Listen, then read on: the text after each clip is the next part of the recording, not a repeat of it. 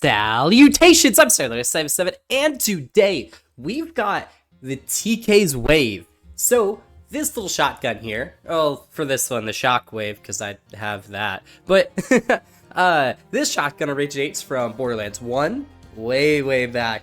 So, this is one of the first unique items you're probably going to get in the original game's playthrough, and it comes from TK himself, TK Baja. Now, this weapon also has some other unique stuff to it in BL1. We're just going to be covering it in this game for now. In the future, I may be changing the style of video a little bit whenever it comes to returning weapons. We'll see what happens with that. But yeah, so we got the TK's Wave. It is a Jacobs shotgun, so we're getting the natural Jacobs crit. And it's a relatively high pellet. The unique thing about the TK's Wave, though, for those that haven't played Borderlands 1 or also haven't used it in Borderlands 3, the projectiles wave around. They just shoot like they're waving around. It's like a wave in the ocean. I mean, I feel like it's the best way to really explain it, or like a sound wave. I guess that was probably a little bit more accurate, huh? But when it comes to this, when it comes to the shotgun, it being from BL1, I took some liberties with this video because this gun is a really good gun at base. I mean, that's a high 46,800 per projectile with Jacobs crit. It's like it's pretty good at base. It's competitive with a lot of the meta gear. So I'm not really caring about making this gun look the best it possibly can. That's not what I'm concerned with. What I'm concerned with here is having a little bit of fun and making a build that is supposed to reference Brick a little bit. I have been doing a playthrough of Brick trying to build a melee setup for him at endgame, and I can't wait to get that finished because that means I'm having another video to record for you guys. It's not 100% Borderlands 1. That video is not going to be 100% Borderlands 1, but definitely going to have some other games involvement in the video soon. We'll see. It might be tomorrow that comes out. We'll see what happens. It might be tomorrow. It might end up being next week because I am struggling to get loot for this Brick. I can't freaking get the class mod that I want. But that's besides the point. We've got, actually, I'm gonna pull up Brick's skill tree and showcase like my methodologies to how I set up this character, because I wanted this to be like very Brick themed. So first off, we have the double downer shield, and at first I like, wait, why? What the heck? What is the point in having the shield? I mean, this shield does help it synergizes a lot with this shotgun and a lot of other Jacobs shotguns for that matter when you're downed. But this shield is also really good for survivability as it's doubling for your fight for your lifetime. Oh, okay. So the other thing to this though is Brick has a skill called Die Hard. It increases your fight for life duration, health, when you and health when you get a second wind. Now, this has a different secondary effect, but this increases fight for your lifetime. So I was like, let's grab this. This kind of fits. This fits that skill. Everything else here is just normal Amara Jacobs based stuff. Now, to the skill tree, I did a little bit of melee, a little bit of gun, trying to balance it out a little bit. I had it a lot different initially, trying to focus more on the melee and explosive bonuses that go along with blue tree and green tree on Brick, but I couldn't really find a way of playing it that I enjoyed on Amara, so I did tweak it a little bit to where it's a little bit less Brick themed, a little bit more just to have fun, but I'll go down the methodology for what these things are. So green tree is placed a bit weirdly. We have personal space, which makes sense for a Jacobs crit based build for Amara, as you want to be up close and personal. to get all of those projectiles to land on that guy's head. So you're getting that bonus damage most of the time. We have Root to Rise and Clarity, both of them, instead of just one to get down the tree. We have the Max Health, which you get max health from Hardened, which it goes up to 60%. This only goes up to 40% at 5 points. But you also get max HP on Brick, not max shields, so you get max HP, max shields. I don't think... Yeah, there's nothing in Amara's setup that gives max shields, so I'm not worried about that. Next thing that I went down is Juggernaut. Gives damage reduction. We have Helping Hands for damage reduction. We have Unbreakable for giving shield regen when the shield breaks. Now, I took a lot of liberty with that because Amara doesn't have anything that is specifically shield regen. So what I went with to replace that is going a lot into health regen. Because Brick also has like Blood Sport, which is killing an enemy, gives health regen. And that's really it. We have shield regen, we have health regen. Based on kill. And that's really it for survivability after that. But I went getting a lot of HP regen instead of shield regen, just simply because Amara doesn't have anything that's shield regen, but I wanted to stay within theme, so we went down that route.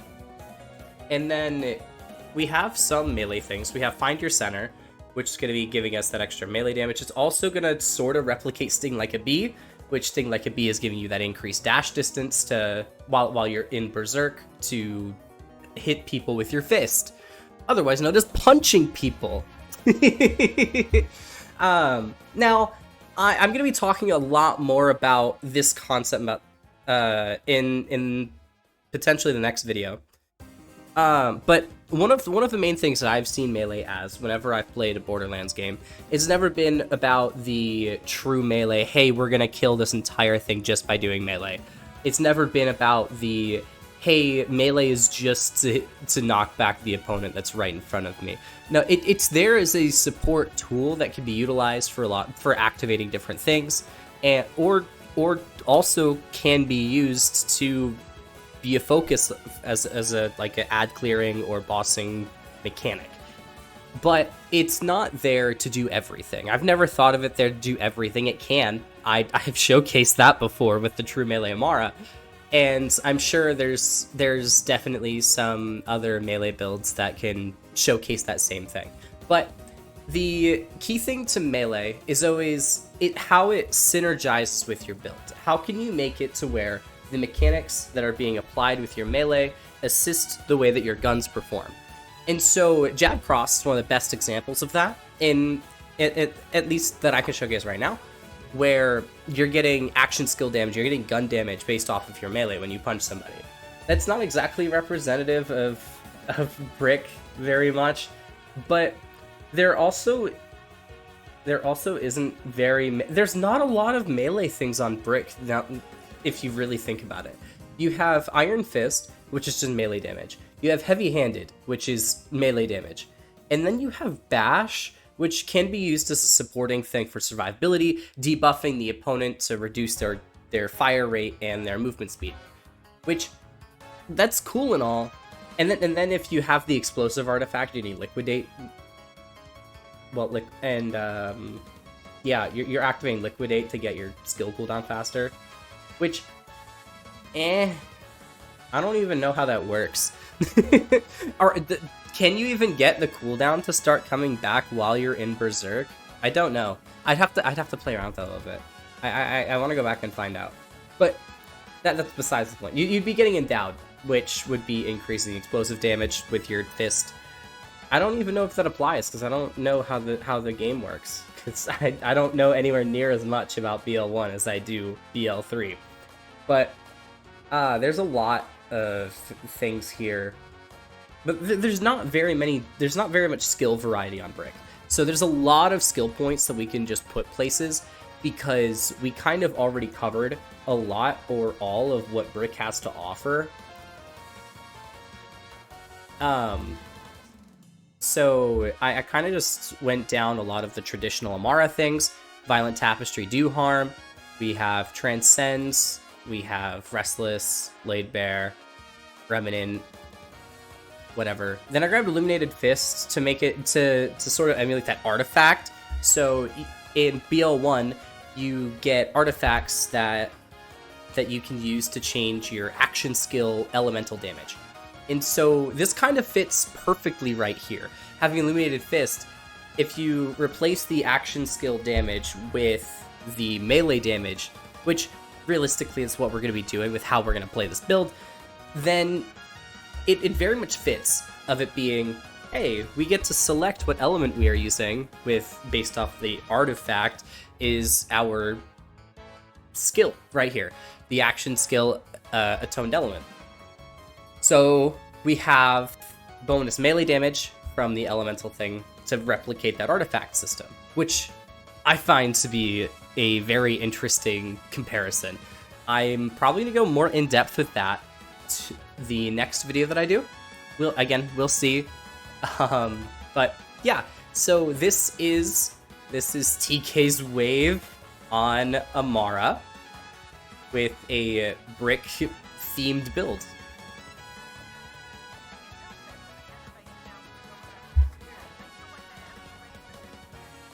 So I've been gone a while. What are some things that you guys think have been really important that have happened recently?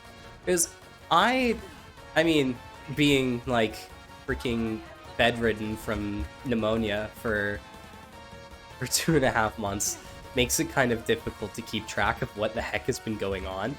I mean, of course, like when it comes to politics, the election happens, but outside of that big thing, what kind of really big things happens? The Game Awards with the Borderlands 4 trailer dropped. There's not really much that I can think of off the top of my head, really. Like, when I was first coming back, I was like, there's so much that I missed, there's so much I want to talk about. And when I finally started recording videos again, I was kind of just like, all right, here is everything in the first video back that I really have to talk about that's important. And then, I'm kind of out.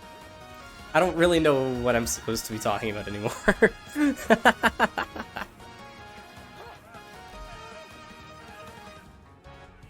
Well, freaking shield dudes. They kind of mess everything up. There we go. Bop. Bang. That guy just freaking blew up. There was nothing that happened there. He just dies. He just spontaneously combusted.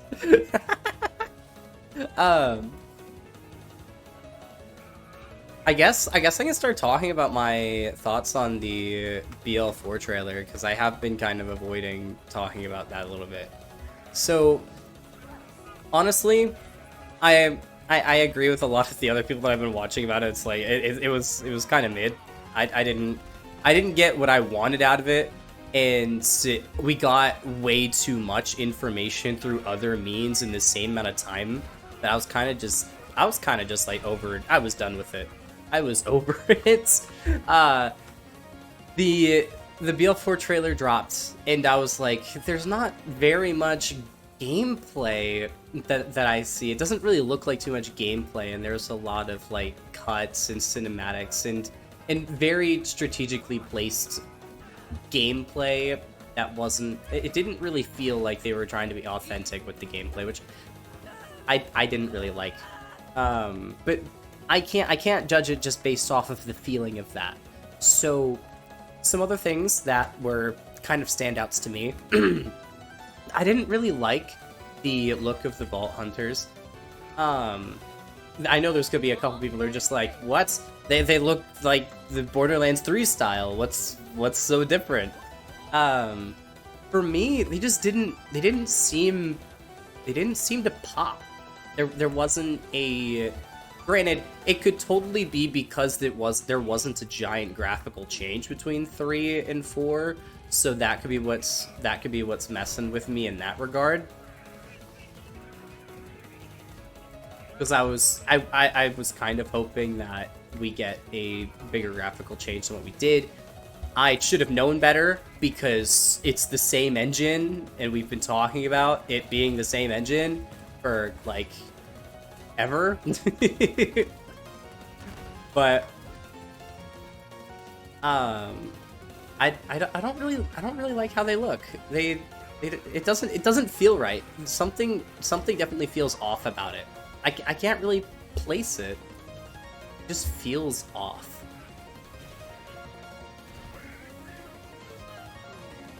And usually when it comes to something like this, I'm really hyped because I very much love the chance of a lot of people coming back to a game like this.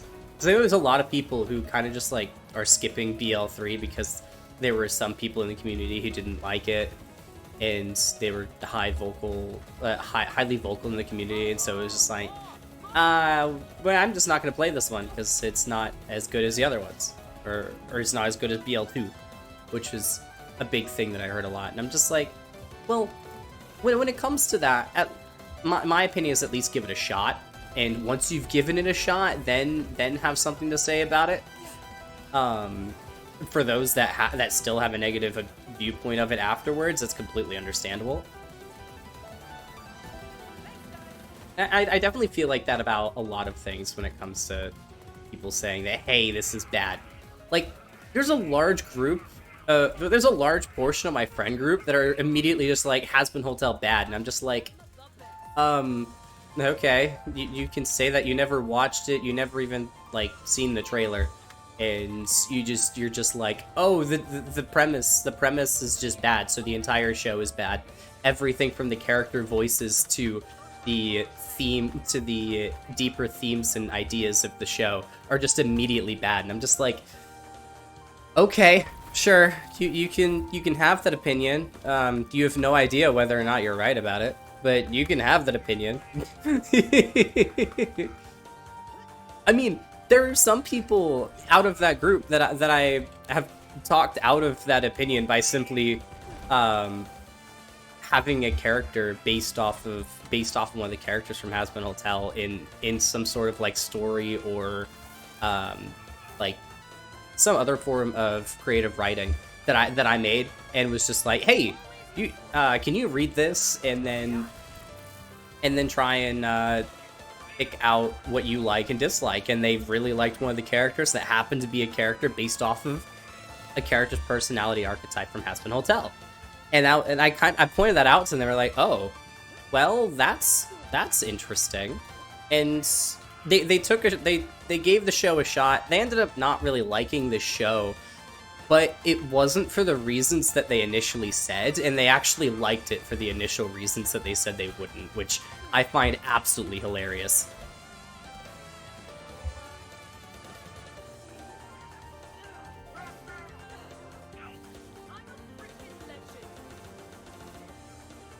Sometimes don't judge a book by its cover is pretty accurate.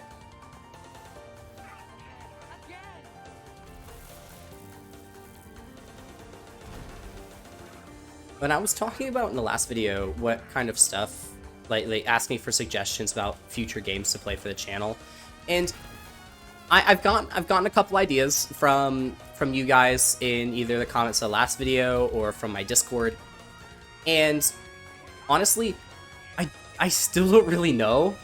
I know the next series I want to play. I am dead set on recording my Undertale playthrough now. I just need to start that, and you guys will get like daily uploads for a week for that series, which will probably kill my channel, but I don't really care. Mithril brought that up in the comments of the last video and was like, hey, watch out for the algorithm, because that will nuke. You just basically giving me the warning of like, don't do what I did kind of thing, or at least be wary of the consequences. And I'm just like, I don't care. I'm not in this for the algorithm. I'm in this to just have fun.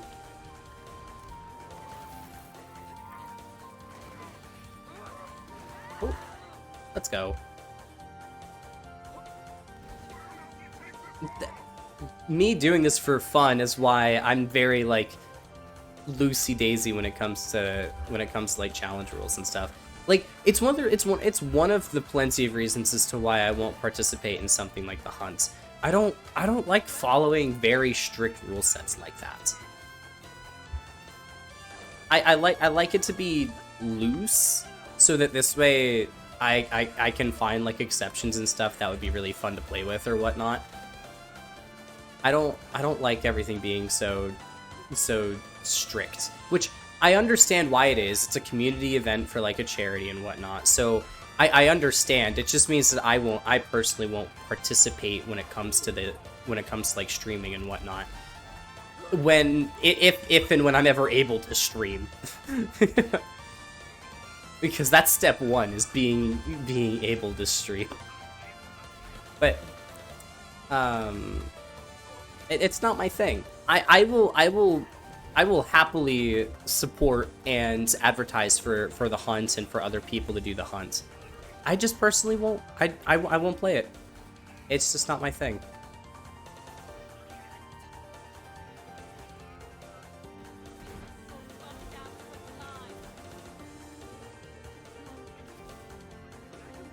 Oh,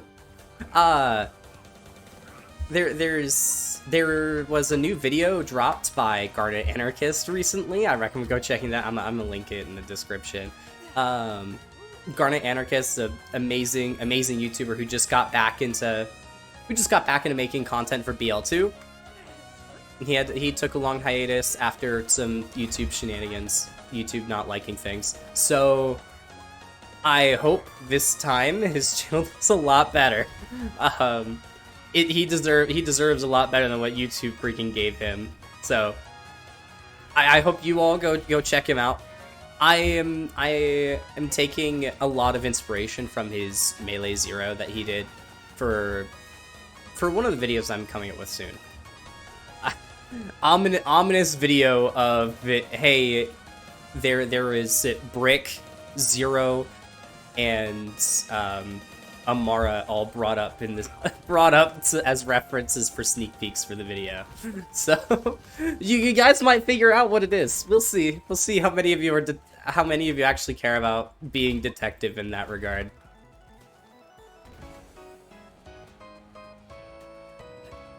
I am super hyped for this next video. We're coming up on the 100th video on the channel. So I am hyped. I'm surprised that I have made videos for this long, that I've stuck to it for this long, despite going on a hiatus. But that was because of being sick and not because I didn't want to do it. I'm genuinely surprised I've lasted this long, and I'm still enjoying it. So we'll see how it is in the next year or two. How many videos I actually get out. Oh, did we get a lineup? Did we get a lineup? We got a lineup. There we go.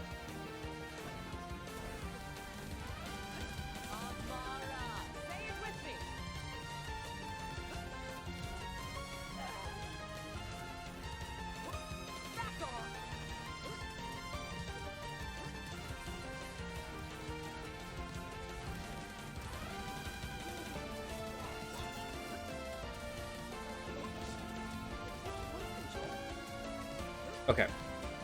Let's see, how do we get through this last couple of phases here? Because the final phase of O10 is what's kind of scary.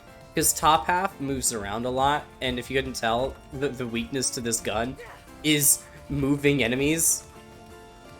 Just simply because the projectiles have a delay on them. So it does make it a bit more difficult to deal with. Like, bottom half is going to go down pretty easily, like that. But top half is going to suck. We have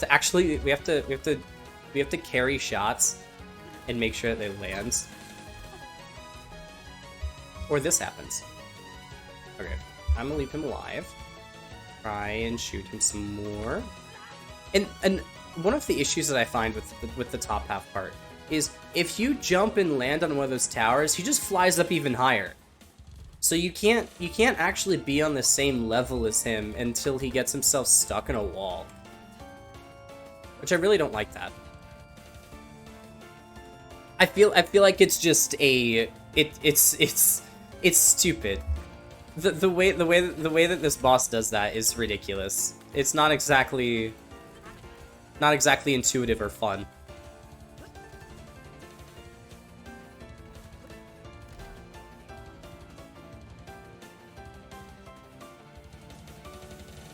Come on, brain.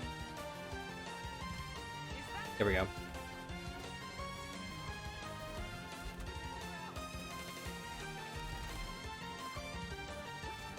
There we go. That's a takedown confirmed. I'm thinking, so Undertale, next actual series, I'm thinking about maybe doing pre-sequel Sundays. Because I still have yet to complete that game. Pre-sequel Sundays, instead of just doing two challenge build videos every weekend, running pre-sequel Sundays. That way I actually push myself through a solo pre-sequel run and might actually enjoy it. Because the last couple times I've tried to play that game, actually every time I've tried to play that game, I have not enjoyed it. I kind of just freaking biased my way out of playing the game. So it was dumb. It was really dumb. I really need to force myself to play that game again. I might enjoy it again. We'll see. We'll see.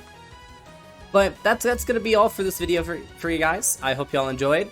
And again, go check out Garden Anarchist. And see y'all later. Bye-bye.